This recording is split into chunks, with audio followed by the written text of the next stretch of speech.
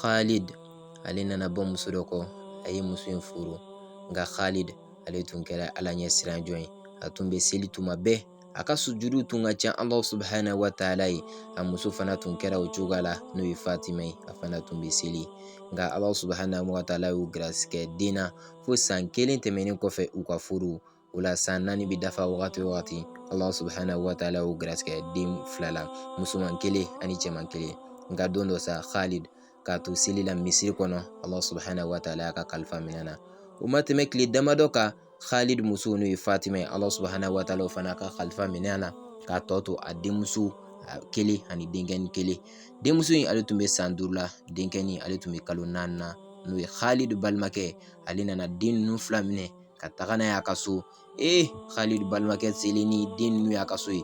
Khalid balimakɛ muso depuis a ɲɛ dara den ninnu kan, den ninnu kogoyara ye. A pɛrɛn-pɛrɛnna cɛ kunna k'a fɔ nin den ninnu k'u ti mara ale fɛ, ko yalima cɛ in b'a fɛ ko den ninnu kana ale faga i n'a fɔ u y'u fa n'u ba faga cogoya min na, ko den ninnu ye terejuguw ye.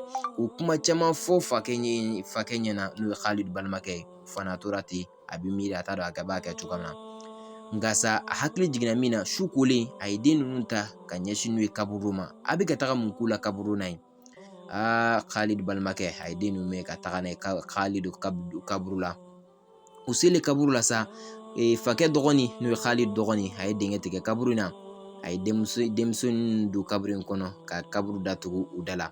Nka denmuso ninnu u jɔlen tora kaburu in kɔnɔ.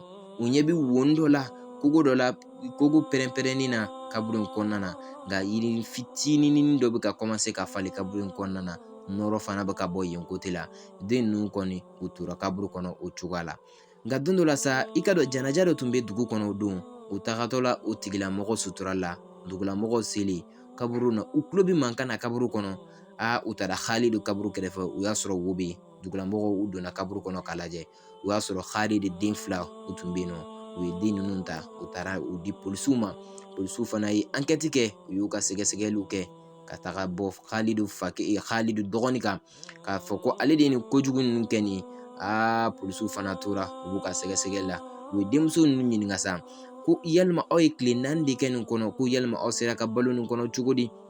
Denmuso ninnu tora a bɛ makaritɔ ko kuma fɔ la, ko nin pasera cogo min na, a y'a bɛɛ lajɛlen ɲɛf'u ye. A ko u ma ko olu tun bɛ kaburu in kɔnɔna na, ko olu Alahu subahana wataala tun ye kogo dɔ pɛrɛn u ye, yirini dɔ tun falen u fɛ, ko i m'a dɔn diɲɛ don o don yiriden dɔ de tun b'o la, olu tun b'o de tigɛ k'o de dun. U ye tile 4 bɛɛ kɛ balo la o cogoya de la. O la sa, karamɔgɔ dɔ tun bɛ jama in na, o ye denmisɛnnin ninnu ka kuma cɛntigɛ k'a fɔ ko awɔ, k'a fɔ u fakɛ n'o ye Khalid ani u bamuso Fatima, k'a fɔ mɔgɔ ɲɛnamaw tun don, Alajɔnw tun don, u tun bɛ seli, ko u tun bɛ o de ka lahɔrɔmaya la kaburu in kɔnɔna na sa. O la fakɛ dɔgɔnin n'o ye Khalid dɔgɔkɛ, jamana kɔni y'a ye, u ka dugu y'a lajɛ k'a fɔ ko a kan ka ɲangi ka to kaso la yan'a ka taga, nka a ye a muso furu sa.